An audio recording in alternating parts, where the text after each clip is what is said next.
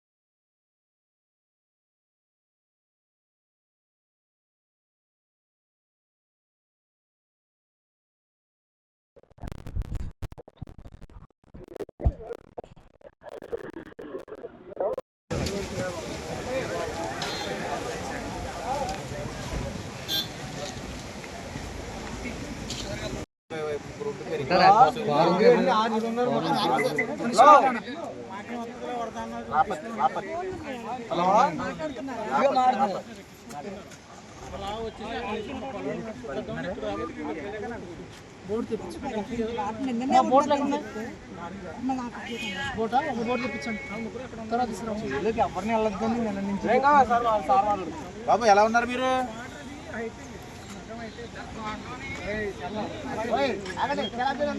ఎలా వదిలేండి బాబు, మనుషులు ఎలా ఉన్నారు మీరు?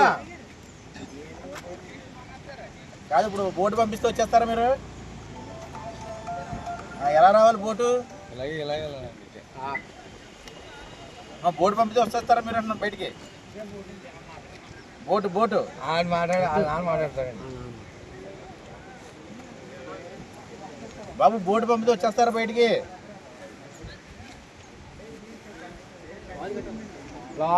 మీకు తెలిసా వెళ్ళగలరా? బోటు ఇస్తాను మీరు.